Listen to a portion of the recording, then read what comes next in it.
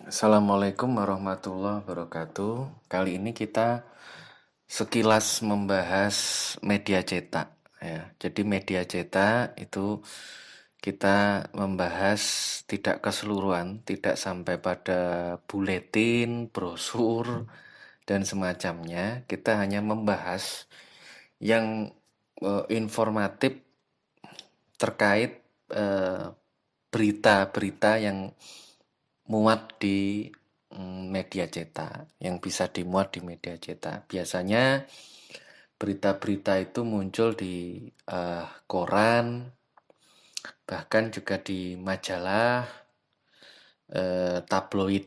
Jadi juga muncul di tabloid. Nah, koran itu berisi tentang berita terkini. Jadi ada berita terkini, ada iklan. Nah, iklan ini kadang lowongan kerja, iklan lowongan kerja, ada sponsor, produk jasa, barang dan semacamnya. Hiburan seperti gambar, ya kan? TTS, teka-teki silang, kemudian anekdot, kuis juga kadang muncul juga. Nah, ini terbit setiap hari kecuali hari Minggu. Adapun yang terbit Minggu itu beritanya itu lebih ringan, sifatnya hiburan, feature, olahraga, rekreasi, tempat makan, kuliner, gitu. Tempat wisata, voucher, diskon, promo, film, ya kan, film terbaru itu muncul itu di edisi Minggu, di edisi Minggu. Kita tahu memang di mm, era ini mungkin media cetak lesu dan lebih bisa yang bisa dinikmati itu media-media online yang aksesnya juga lebih mudah. Sehingga media cetak itu sekarang alih fungsinya ya kekuatan otentitas berita dan juga sisi unik kelangkaan media cetak, bahkan kadang dijadikan aksesoris atau koleksi. Media cetak sekarang itu bahkan bisa dijadikan koleksi karena terbitannya diprediksi tidak akan lama seperti bola, tabloid terakhir bola itu untuk majalah dan buletin yang sudah kukut atau yang sudah tutup usia itu terbitan terakhir itu harganya mahal. Harganya mahal. Nah, itu bagian dari koleksi ya. Termasuk kata-kata yang salah di media-media cetak, salah cetak, macam-macam itu jadi koleksi yang mahal. Jadi koleksi yang mahal, bagian dari dokumentasi. Nah, itu sekilas saja. Nah, majalah banyak memuat artikel populer ini untuk majalah, liputan jurnalistik termasuk pandangan terhadap berbagai topik. Terbit berkala, mingguan, bulanan, semester, bahkan tahunan. Dan kadang memiliki pengkhususan seperti remaja, kemudian perempuan, olahraga, dan lain-lain. Nah, tabloid merupakan koran ukuran kecil yang format beritanya itu ringan, padat, jelas. Jadi gambarnya itu sisi futuristiknya itu muncul di visualisasi gambar yang hidup dan feel. Dapat bahkan selesai untuk menceritakan sesuatu itu sudah selesai digambar sebenarnya untuk tabloid itu harusnya. Seperti terkait gosip, kriminal, astrologi, dan olahraga. Hal-hal yang membedakan yaitu koran dengan majalah juga tabloid itu sisi sederhana cetakannya dominan pada hitam putih dan berwarna. Ya, koran hitam putih, majalah dan tabloid itu berwarna. Nah, teman-teman eh, selain review nanti jelaskan perbedaan tabloid dan majalah lah sesuai referensi yang teman-teman dapat. Dan kemudian contoh fotonya ini tabloid, ini majalah, begitu.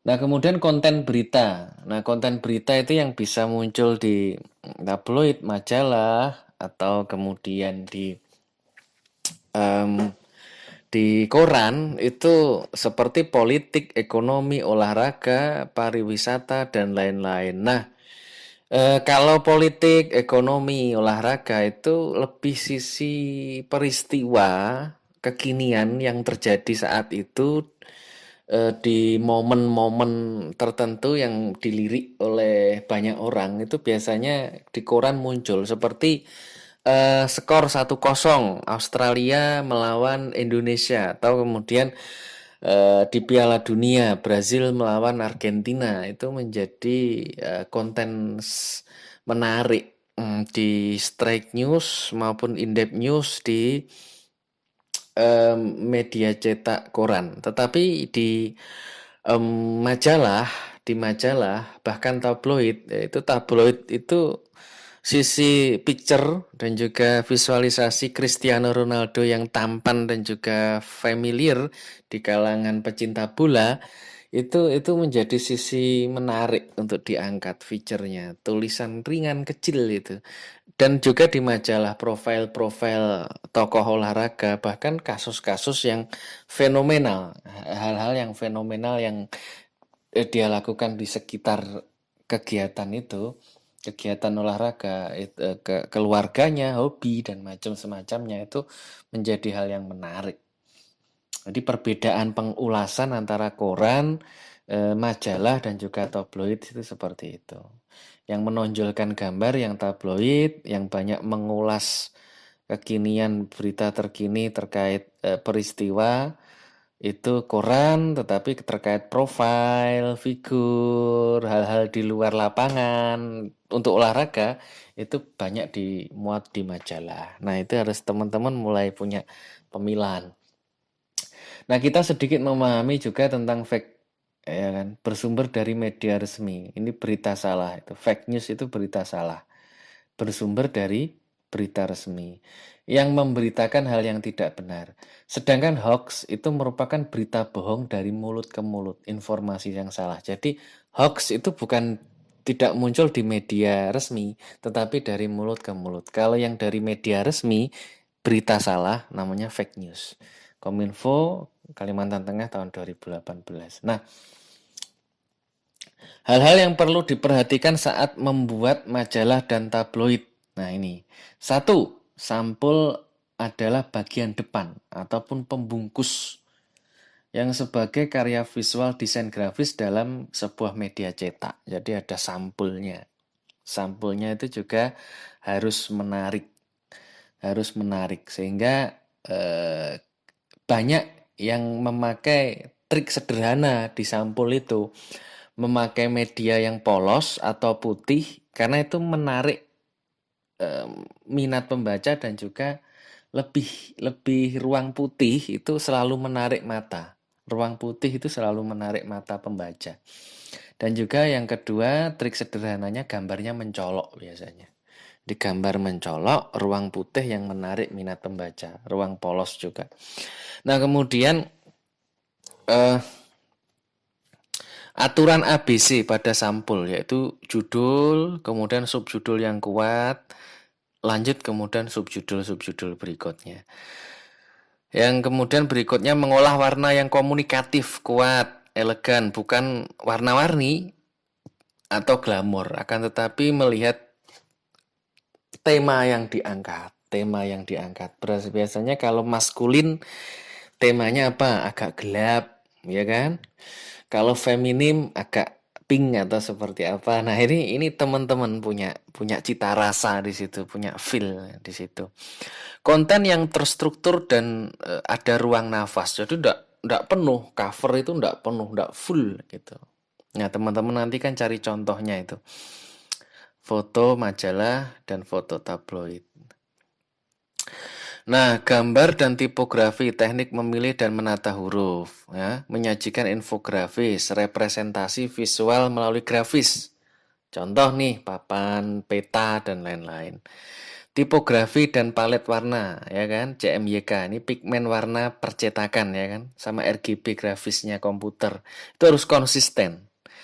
C itu biru, M magenta itu merah, yellow, kemudian yellow itu kuning, kemudian warna utama kuatnya itu K-nya itu ya hitam. RGB itu ya merah, hijau, biru. Tuh.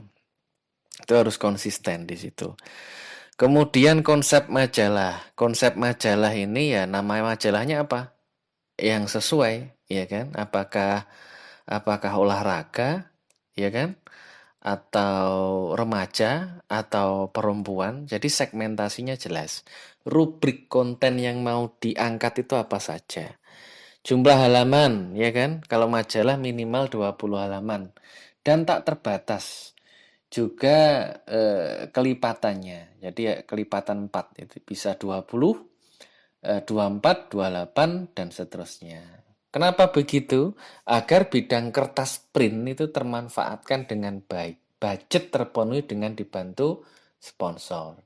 Sans serif 12 Times New Roman atau Paletino, Jirja atau untuk online cetak dan lain-lain. Sans serif 12 Arial Gothic Calibri untuk iklan biasanya. Jadi berbeda antara kemudian penulisan huruf di iklan dan juga di konten rubrik. Masing-masing rubrik di tiap majalah itu berbeda. Ukuran majalah pada umumnya majalah berukuran A4 letter dan B5 atau F4. Nah, jenis kertas cover memakai art karton atau isi itu memakai art paper atau HVS. Ini konsep majalah ya. Ini enggak baku karena kreativitas itu berkembang, enggak baku, tapi ini sebagai gambaran. Nah, tahap pembuatannya dilakukan dengan mencari berita, menulis artikel, dikoreksi, ya kan? Uji informasi namanya ini. Uji informasi sehingga informasinya nggak salah yang keluar, tidak fake news. Kemudian ada desain di situ. Nah, prosesnya setelah berita selesai maka diserahkan ke desainer agar majalah lebih menarik, lebih inovatif. Desain ada layout, ada gambar, ilustrasi, ditentukan warnanya, hurufnya, ya kan? Yang perlu diperhatikan itu huruf jangan sampai di bawah 5 poin. Itu matanya bisa sakit itu membaca ya. Matanya selain sakit, kurang enak, kurang isi, ya kan? Itu juga mempengaruhi dari ketajaman cetakan, juga gambar. Gambar itu harus resolusinya yang tinggi. Ya, resolusinya tinggi. Komunikatif sesuai dengan karakter majalah yang diangkat. Nah, mendesain cover itu bagian yang paling akhir, ya paling akhir setelah semua rubrik konten itu diselesaikan dengan baik, baru kemudian cover. Cover itu belakangan aja sebenarnya. Karena yang penting itu konten, ya kan? Yang penting itu konten dulu. Konten itu harus benar-benar ditata rapi dulu, ya kan? Kemudian untuk pendukungnya kayak iklan, ya, kayak iklan, TTS, macam-macam sudah ditata, baru kemudian majalah, cover majalah. Nah, itu teman-teman jangan lupa dijawab pertanyaannya. Assalamualaikum warahmatullahi wabarakatuh.